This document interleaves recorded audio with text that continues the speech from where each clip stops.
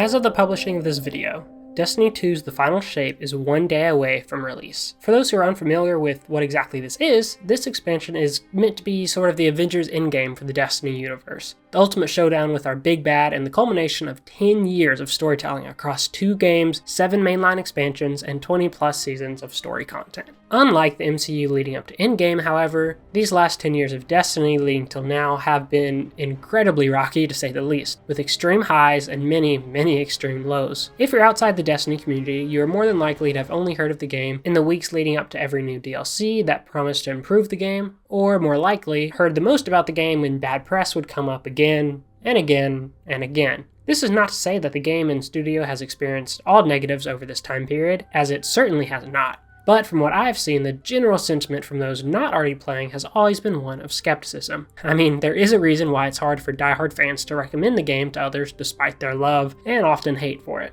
But if you're someone like me, and Destiny and its community has been a large part of your life over the last decade, you know all this. You've seen all Bungie's missteps along the way, you've witnessed how far the game has come in both positive and negative aspects, and you also know that the future for both Bungie and Destiny is a pretty uncertain one right now, tethered to the success of this expansion and future projects like Marathon. Because as of this writing, obviously we do not know if the Final Shape will live up to what fans and the developers have wanted it to be, or if it will be another Lightfall.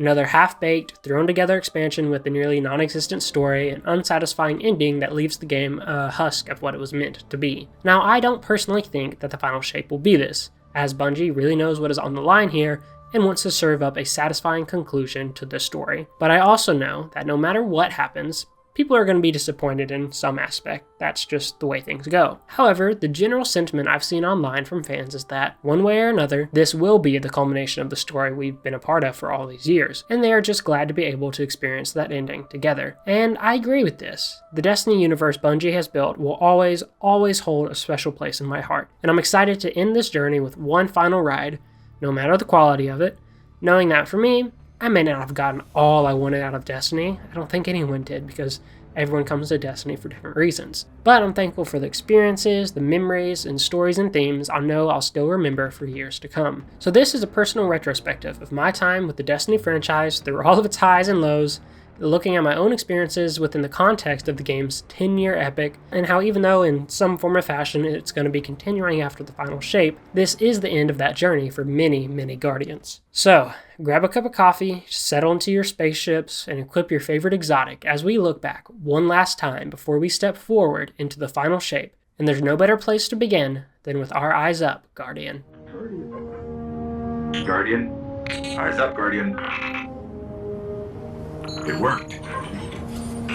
You're alive. You don't know how long I've been looking for you. I'm a ghost. Actually, now I'm your ghost. And you, well, you've been dead a long time. I began my Destiny journey in a way that not many others probably did. I originally picked up the game as a one-day rental from Redbox, rest in peace, just because I thought, the space powers looked cool and the gameplay would look pretty flashy. I just recently got my first ever really mainline console, aside from a GameCube, in the form of the Xbox 360, Red Ring of Death and all, and had pretty much no games and no money with which to buy them, so Redbox was my version of Game Pass to kind of try out new games before making a purchase. Within the one night I had available to play Destiny 1, I put in about 4 hours, which doesn't necessarily sound like much, but taking into account I also had to spend like 2 hours probably downloading the game, and the fact that at the time I was a mere 13 years old and was technically only allowed to game for like 2 hours max a day. Now I only wish I had that free time. But the point is, from the moment I created my Warlock and heard the classic Peter Dinklage ghost guiding me through an abandoned Russian factory, I was in awe at what I was experiencing. I desperately wish I had footage of my first time playing because I can, only remember so much. But what I do remember was the feeling of wonder and amazement at what I got my hands on. From the gunplay to the creepy aliens to the interesting lore on display in every new environment and planet I set foot in throughout the very rough story campaign that, I don't even have time to explain why I don't have time to explain, I knew that I was playing something special. I felt like a true space explorer, stepping foot into long-lost civilizations and attempting to slay alien gods that threatened humanity. Little did I know just how special this game would come to mean to me and millions of others over the years. Destiny 1 was not just my first real dive into console gaming, but was also my first ever experience with online multiplayer, really. And as much as people give the game crap for toxicity online, I've only really ever had positive experiences. I can remember trying to get a group together for King's Fall and having to go back and forth into Xbox's LFG because the game didn't have one for some reason, and still didn't until like last year, which is absurd, but that's a whole other point. But I do kind of get it because I just tried to do a dungeon with randoms, no mics, and they left after we failed like one time, so anyways, besides the point. Even with the online clunkiness of the time, it was so fun trying and often failing to run raids together with both friends and randoms who eventually have become friends. Nearly all of my favorite gaming memories are associated with Destiny. Not necessarily because of the story or the gameplay, but because of the experiences with others. Getting pranked in King's Fall on the wall and watching others have the same happen,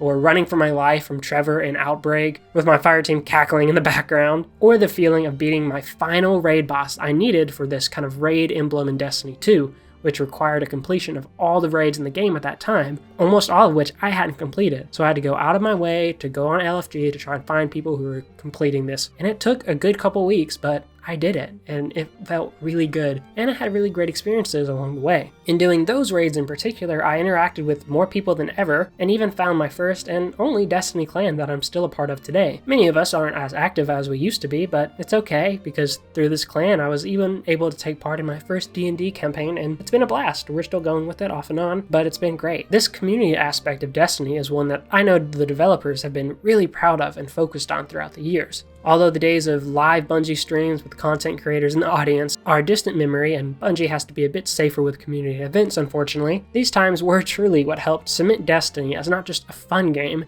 but a community for people, much like your Final Fantasy XIVs and League of Legends communities. And I think that's probably one of the biggest aspects that's helped it continue its live service model in the face of many other live services failing pretty bad. And this community has been one that not only have I been a part of for years, but has been there for me as well. During COVID, I, like many others, were scared about hoping for the future, and Destiny 2 served as a safe space for me during a time of much uncertainty, and more importantly, provided a way to spend time with friends when I couldn't otherwise. During the pandemic, and outside of it, I have many memories of late nights hanging out in the tower, or just doing random patrols with friends while we talked about our lives or got to know each other more. Okay, and 5, 6, 7, all the things together. Once we know. No, guys, come down. Over the last few years, though, I have played less and less, both due to my life getting busier with graduating college, becoming a husband, and getting a full-time job, and just because I lost interest in doing the same kind of activities season over season, which is normal for a game that lasts 10 years. You're not meant to play every game forever. Despite all this, it's crazy to me that the final shape is the end of this journey that I've been a part of for so long, and I'm incredibly glad to have been a part of it this whole time, even when some of those times seemed incredibly dark. As I've talked about, my time with Destiny overall has been a positive one, but this was not always the case with the community and Bungie and the game as a whole. Many times over the last 10 years did the game feel like it was on the edge of fading into the live service grave in the sky for one reason or another, and I am not at all defending any of these frankly insane decisions that have impacted the game over the years, and seriously, like every other expansion, it would be like, oh, this is it, oh, the game's over, oh, this is the best one ever, oh, the game's over, like, over and over. Chief among these decisions is content vaulting, good grief, particularly the removal of entire story campaigns that are not only important to the story for new players, but are ones that people paid for. The entirety of the campaign that launched with Destiny 2 is not even in the game anymore, as well as the entirety of the first year of content, including one of the game's best expansions, Forsaken. That's insane. All of it is just simply removed from the game, even for those who paid for it, for the bizarre reasoning of needing space to add new content. And while I'm sure that is true in many aspects, to this day I think this single decision is the one that hurt the game far more than any of the continued microtransactions and price increases and splintering of content that, makes entry for new players incredibly confusing. Because all of that's not great,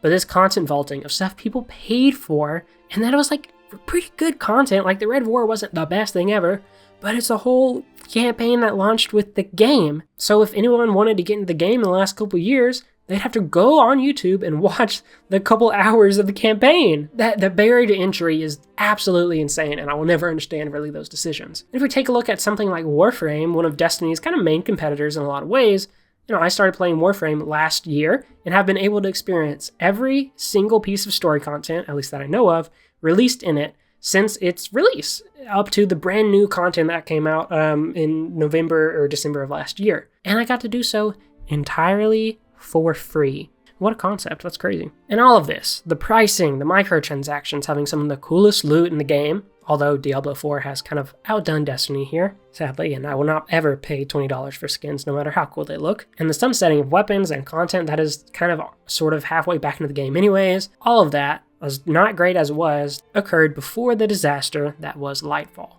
Okay, so I didn't want to talk about Lightfall too much, and I ended up accidentally writing 2 pages about why things were the way they are, and so just bear with me here. It's important to kind of the context of Destiny and going into the final shape. For those that were there for Lightfall, you know how bad it was, but for those who don't, let me paint you a picture. Or rather, let the Steam charts paint you a picture. This is the highest peak concurrent player count Destiny has ever had, just on Steam, occurring right after or around the release of Lightfall. And this is the steep drop-off only 1 month after the expansion hit. Now, a drop-off in players is of course typical for any game after new content releases. People play it and usually enjoy it, and once they do everything they want, wait till the next one. That's normal. But that's if the content is good. And Lightfall was anything but good, leading to such a steep, immediate decline instead of a slow slope, which would be normal. Eventually, this continual decline led to the lowest player count in the game's history in January of this year. Granted, this was in the middle of an extended season with nothing really new happening for months, and yes, this was well after Lightfall, but this decline was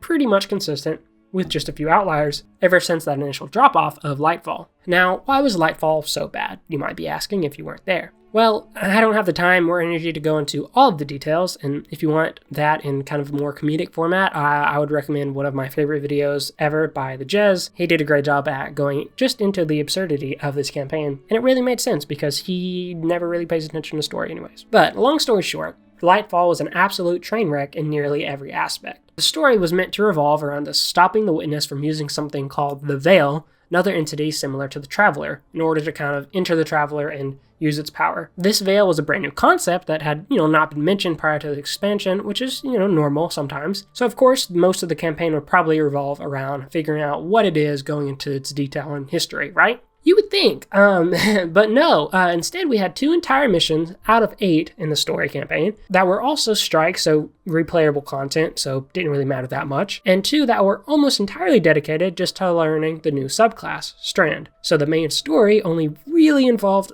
4-ish missions that were very okay, because they're also trying to focus on a different enemy more than the Witness and the Veil. Having the Strand missions, totally fine, but they shouldn't have been part of the main campaign. Same thing with Callus, the other enemy, is a whole thing, and it was just too much in there, ironically, even though nothing really happened. And then all of the post-campaign stuff that unlocks, there's exotic quests, other extra quests outside of the main 8, none of those really did much to explain what was going on either. And instead, for some bizarre reason, the explanation of what this Veil was and what the Witness, the main villain, its whole backstory was released in short dialogue missions over a month-long time, and then in one cutscene in the middle of a random season that wasn't really related to the Witness necessarily. And this cutscene shows us the entire backstory of the main villain of these last couple years of Destiny, and the main villain of the final shape. And I guarantee you that a lot of people haven't even seen this cutscene because it wasn't in the main campaign of anything. It was just in the middle of a season where you had to do all these other prerequisites to see it. Seriously insane. I really hope, and I would think,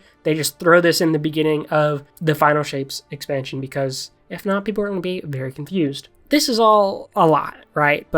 And we don't know for sure, but the generally accepted theory is that Lightfall, as we've got it, was never supposed to happen. When it was first revealed, it was with a much darker tone than the neon-infused Lightfall we actually got. But then we got the announcement of another expansion after Lightfall, the Final Shape, which was revealed to be the last true addition to the game, with Lightfall meaning to serve as kind of a bridge and flesh out the story more. And the Final Shape was even delayed to come out 1.5 years later than anticipated. So essentially, Lightfall as we got it was not meant to happen, and was instead meant to be the title of the last expansion, which is now the Final Shape. Evidence for this is kind of a lot, aside from everything just being really underbaked, besides Strand. Strand is great. But the biggest reason we really have to believe this is this beginning and ending cutscene from Lightfall. If you watch them back to back without any context from the 8 story missions in between, it changes literally nothing. Everyone is in the exact same spot, your Guardian isn't in there, there's no mention of the Veil at all, making the Lightfall experience feel incredibly underwhelming, because it's literally the same cutscene, and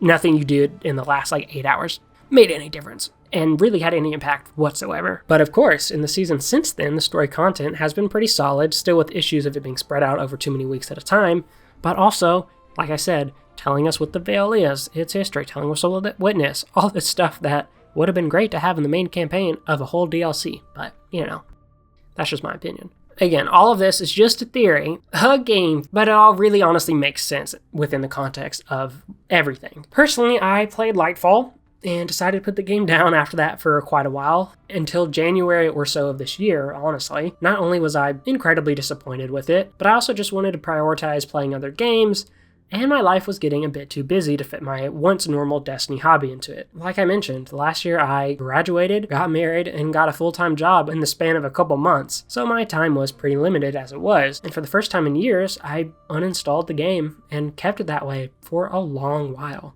And yet, I still kept up with the community, and I still kept up with any big seasonal happenings and news, like that important witness cutscene, because I certainly didn't play halfway through that season just to see that. I'm pretty sure I saw it leaked on YouTube like week 1 of the season. And even though my playtime was pretty much non-existent last year, the game and its world was still present in my mind, knowing that when the day came, I would be there to experience the final shape, no matter what.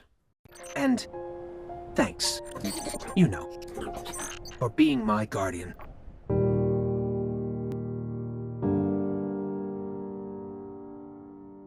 Right now, the future of both this franchise I love and Bungie, one of the greatest developers in gaming, is extremely uncertain. In a time where the gaming industry is experiencing an absolute rush of layoffs unlike any other, no game or studio seems to be off limits from being shut down, as evidenced with the recent closing of both Tango Works, creators of the acclaimed Hi-Fi Rush and Evil Within series, as well as Arcane Austin, creators of Prey, Dishonored, and most recently, Redfall. These are 2 of many studios shut down over the last year and a half, with the industry as a whole losing years and years of experience and incredibly talented game designers. Even within Bungie, many layoffs have happened, and depending on how the final shape performs, many may come as their recent acquisition by Sony puts the studio in a more cautious situation. I sincerely hope that the final shape is as incredible as it's aiming to be, and that Bungie can survive for years to come. But no matter what, one thing is for certain, and that is the legacy of Destiny. As a game that has cemented itself as one of the very, very few successful live service models to last more than a few months, it will certainly be an example of that for years to come. But more importantly, I think it will be remembered as a game that held people to it, in its ups and downs, even when content was not great and issue after issue arose, as the game and its stories continued to try and push one message and one theme forward. And that is that there's hope in the darkness. And as simple as that is one of the things that has kept me coming back to the game after all these years. Of course, the gunplay and fun raids and new subclasses did as well, but no other game really writes characters that deal with such hardships and yet continue to move forward as well as Destiny, even though the majority of these stories are still told in lore tabs that the majority of players never read, and not in the amazing cutscenes, but that's a whole separate issue. And as much as I've always wanted Destiny's story to go a lot darker tonally, it never really has as much as it should. But it seems like parts of the final shape might go that way. We will see. And the only reason I've wanted to go that way is because what better way to serve a story about hope persevering than one where darkness encroaches all over. I want to briefly share one of my favorite examples of this writing in the game, an excerpt from a lore piece in Destiny 2 that isn't entirely relevant to most of the story, but really serves as the best example of these themes I love. It comes from a conversation between an aged robot who has seen it all over the years, Ada-1, and a fallen scholar, Ido, who is kind of relatively young and trying to make a place for her people. When discussing the ever-changing nature of things and how exhausting it can be, she says that paths only end when we stop walking. And that line has really always stuck with me as motivation to continue forward when it seems like the path you're on, or the road you're on, or the job you're in just never will end. And they only end when you stop walking them, so if you keep on, the path will eventually get better. So no matter if Destiny as we know it goes out with a bang or limps to the finish line with the final shape, or if Bungie gets overtaken by Sony, the impact of this game on the industry and on the players who spent hours and hours in its world becoming protectors will certainly last for a long, long time. And for me, through all the ups and downs, my experience with Destiny has certainly brought me lessons and memories that I will hopefully cherish forever. But for now, I've got to get ready for one last final ride, Guardians. Eyes up.